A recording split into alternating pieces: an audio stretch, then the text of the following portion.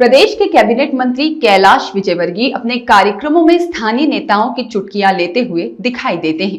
गुरुवार को भी इंदौर में विजयवर्गीय ने स्थानीय विधायक, निगम के एमआईसी सदस्यों और निगम आयुक्त की चुटकियां ली। उन्होंने विधानसभा 5 के विधायक को समय का पाबंद बताते हुए चुटकी ली। साथ ही निगम आयुक्त को हर काम पूरा करने के आश्वासन देने वाला अधिकारी बताया। दरअसल इंदौर नगर निगम द्वारा आयोजित विश्व पर्यावरण दिवस कार्यक्रम के मौके पर मंत्री कैलाश विजयवर्गीय ने अपने संबोधन के दौरान कई नेताओं की चुटकी ली। उन्होंने इंदौर शहर के विधानसभा क्षेत्र क्रमांक 5 के विधायक महेंद्र हाडिया को सबसे सक्रिय नेता बताते हुए समय का पाबंद बताया। विजयवर्गीय ने कहा कि एक शादी के दौरान महेंद्र हाडिया के बारे में पूछा तो लोगों ने बताया कि वह 7 बजे ही आकर चले गए और टेंट वाले को ही लिफाफा देकर रवाना हो गए। वहीं उन्होंने निगम आयुक्त और IAS अधिकारी शिवम वर्मा को हर काम के लिए तत्पर बताते हुए मजाकिया अंदाज में कहा कि मैंने जब भी कोई काम निगम आयुक्त को बताया तो उनका जवाब यह सर हो जाएगा, होता है लेकिन काम नहीं होता। वहीं उन्होंने MIC सदस्य अश्विनी शुक्ला और मनीष शर्मा मामा पर भी मजाकिया टिप्पणी करते हुए शुक्ला को उठावने में भी हंसते रहने और मुस्कुराती शक्ल बनाने पर टिप्पणी की। साथ ही शहरी गरीबी उन्मूलन विभाग के प्रभारी मनीष शर्मा मामा द्वारा डॉक्यूमेंट्री फिल्म में भिखारी के किरदार पर टिप्पणी करते हुए कहा कि शहर का ओरिजिनल भिखारी बताया और कहा कि देखने पर लगता है कि शहर से एक भिखारी अभी भी कम नहीं हुआ है। मंत्री विजयवर्गीय के इन बयानों पर कार्यक्रम में मौजूद अधिकारी और बीजेपी कार्यकर्ता आनंद लेते हुए नजर आए और लोगों ने इन बातों पर अलग अलग कयास लगाना भी शुरू कर दिए हैं। ये ऐसी प्रजाति है कि इनको जिस काम में लगा दो आप, फिर देखने की जरूरत नहीं है, भिड़ के काम करते हैं। हमारे पहाड़िया जी, ये सब ऐसे लोग हैं कि जिनको एक काम में लगा दो आप, भिड़ के काम करते हैं। तो इसलिए जरा इस प्रजाति के लिए भी तालियां बजा दीजिए। हमारे अश्विन बाबू शुक्ला जी हैं, मैं इनकी हमेशा तारीफ करता हूँ कि हमेशा मुस्कुराते रहते हैं, हमेशा ही हंसते रहते। इनके साथ किसी का बैठने तो जाना ही नहीं, आपस में मुँह छोटा करके जाओ कि भैया इसके डेथ हो गई जवान, बड़ी हंसते हंसते मुझे क्या हुआ भैया, कैसे हुई? मैंने कहा भैया अश्विन जी यार तुम मत हंसो तो मेरे लिए बैठने किसी का जाता ही नहीं। मैंने कहा अरे अपन इनको देख के फिर अपने को भी हंसी आ जाएगी हमेशा मुस्कुराते रहते है ना। तो अच्छा है, मतलब जगह देख कर मुस्कुराया करो यार। हाँ, अब क्या है कि बाल भी तुम्हारे सर पे कम है, इधर उधर देख के कहीं आप मुस्कुरा दी और किसी को गलत फहमी हो जाए तो ठीक नहीं है।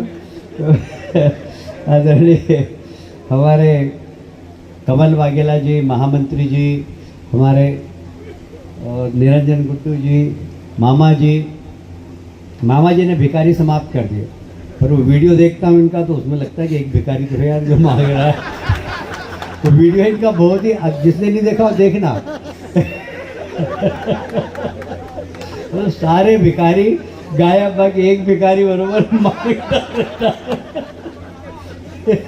एकदम ओरिजिनल भिखारी हुआ। मतलब बाबा ने मांगा भी इस प्रकार, मतलब अपना फटा एक टी शर्ट, वो बनियान ऐसी फटी हुई, माई दे बिल्कुल ऐसा लगता है कि यार एक भिखारी तो है अभी शहर में, अभी मुक्त नहीं हुआ है।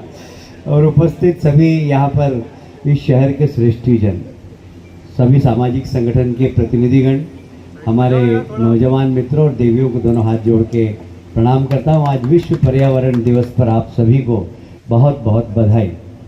हमारे सुमित जी की बात से मैं प्रारंभ करता हूँ।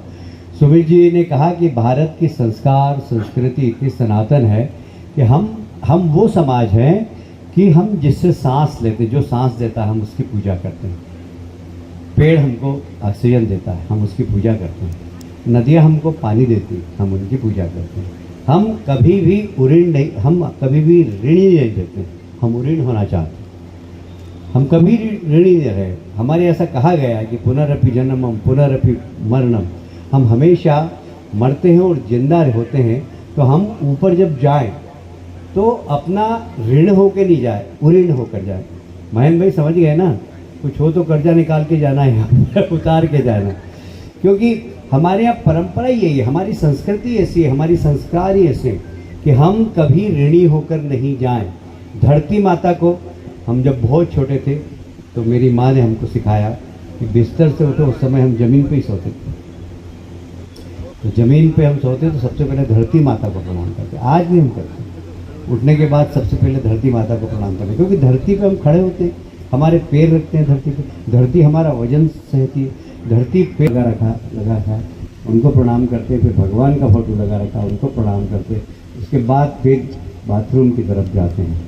क्योंकि आप जब इन लोगों के दर्शन कर लो, इनसे आशीर्वाद ले लो, तो दिन अपने आप अच्छा जाता है। ये हमारे संस्कार है, और इसलिए जो हमें देता है उसे हमें देना चाहिए। हमारे यहाँ संघ में एक गाना है, देश हमें देता है सब कुछ, हम भी तो कुछ देना सीखें। हमें भी कुछ देना चाहिए, और इसलिए जो हमें देता है हमें उसको लौटाना चाहिए, ब्याज सहित लौटाना चाहिए। और ये जो एक पेड़ माँ के नाम, हमारे देश के प्रधानमंत्री ने जो पेड़ लगाने का संदेश दिया, आज स्वयं ने उन्होंने सिंदूर का घर अपने आंगन में लगाकर और सारी दुनिया को, और अरावली पर्वत को पूरा ग्रीन करने का संकल्प लिया। बहुत बड़ा संकल्प है प्रधानमंत्री जी का ये।